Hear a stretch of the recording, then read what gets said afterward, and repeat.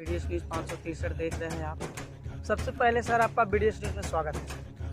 बहुत बहुत बधाई, आपको धन्यवाद। और अपना पहले परिचय बताइए सर। मेरा परिचय का कोई मुहताज नहीं है आप, लेकिन फिर भी जान लीजिए, मैं मगध जन संघर्ष समिति का संस्थापक हूँ, यानी फाउंडर हूँ। और ऐसे मेरा पॉलिटिकल पार्टी है राष्ट्रीय जनता दल का, मैं प्रदेश बुद्धिजीवी प्रकोष्ठ का मैं महासचिव हूँ और मेरा नाम प्रहलाद यादव है।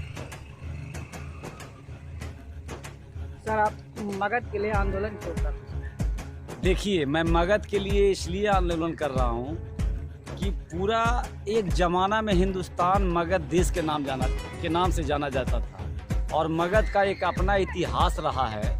मगध वह धरती है जहाँ बुद्ध भगवान ने ज्ञान प्राप्त किया था और गया जो है भगवान विष्णु का कर्मस्थल रहा है। और मगध की धरती आप बानावर पहाड़ जानते हैं, जिसको बराबर पहाड़ के नाम से जाना जाता है, जहाँ पे शंकर भगवान निवास करते थे। और मगध के लिए मैं ये बात कर रहा हूँ, इसलिए आंदोलन कर रहा हूँ, पूरे मगध के अंदर में मैं जन अभियान छेड़ रखा हूँ कि मगध को विशेष प्रमंडल का दर्जा दे बिहार सरकार। क्यों विशेष दर्जा दिया जाए? इसलिए दर्जा दिया जाए कि मगध विकास से कोसों दूर है। आप देख लीजिए, बगल में नालंदा है जहाँ की सड़कें अच्छी है, बगल में नालंदा है, राजगीर में जाइए ऑर्डिनेंस फैक्ट्री है, तो जहाँ पर विश्वविद्यालय है। विशेष दर्जा आप मांग रहे हैं, तो अगर नहीं मिलेगा तो क्या करें? देखिए, मेरा तो अगर नहीं मिलेगा तो ये सरकार की मर्जी है, लेकिन मैं बिल्कुल आंदोलनरत रहूँगा और जब तक मैं जिंदा रहूँगा आंदोलन जारी रहेगा। आंदोलन मेरा जारी रहेगा। और हुलासगंज के लिए आप क्या करें? हुलासगंज को मैं चाहता हूं कि हुलासगंज एक आदर्श प्रखंड बने, हुलासगंज बाजार में एक सार्वजनिक शौचालय बने और हुलासगंज एक ऐसा जगह बने जहां बिहार से हजारों हजार की संख्या में लोग आए। हुलासगंज को पर्यटन स्थल घोषित करना चाहिए।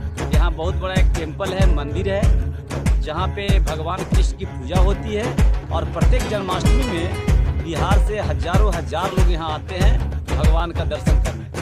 तो नगर निगम क्यों न हुलासगंज में किया गया था? देखिए, नगर पंचायत इसलिए नहीं हुआ था कि हमारे यहाँ राजनीति, जब मैं यहाँ पे काफ़ी इंटरेस्टेड हुआ तो आज तक आज़ादी के 75 साल के बाद भी किसी जनप्रतिनिधि ने, किसी राजनीतिकर्ता ने आज तक हुलासगंज को नगर पंचायत बनाने का मांग नहीं किया।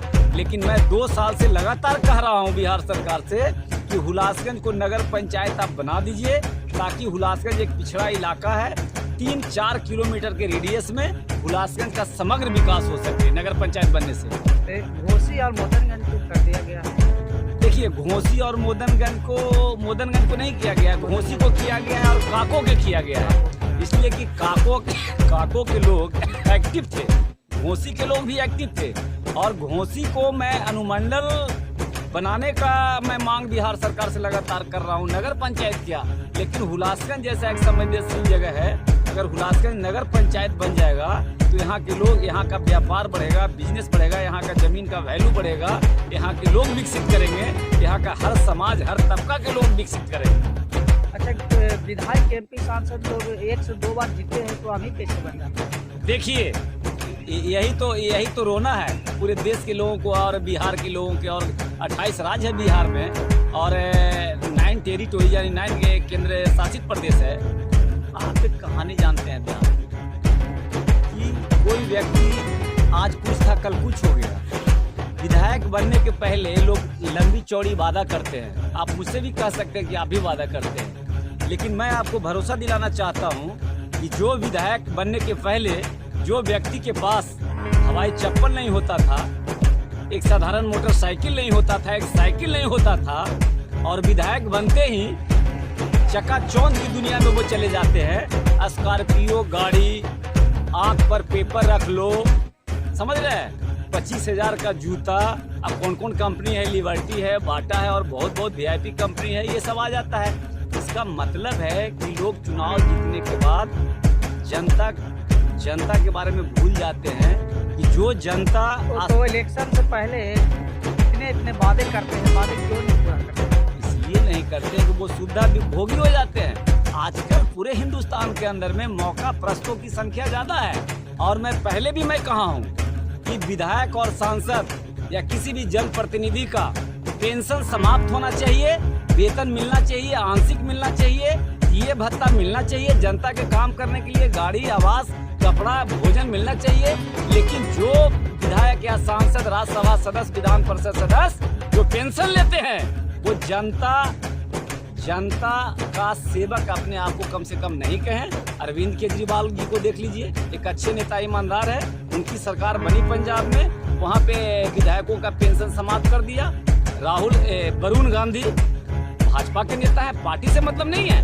वरुण गांधी वेतन भी नहीं लेते हैं और बोले हैं कि मैं पेंशन भी नहीं लूंगा। लेकिन बिहार में सबसे पहली दफा आपके घर का बेटा प्रहलाद यादव ने कहा अगर मेरे जैसा व्यक्ति अगर विधायक भी बन जाएगा तो मैं पहले ही लिख कर दे दूंगा जनता के बीच में कि मैं पेंशन नहीं लूंगा।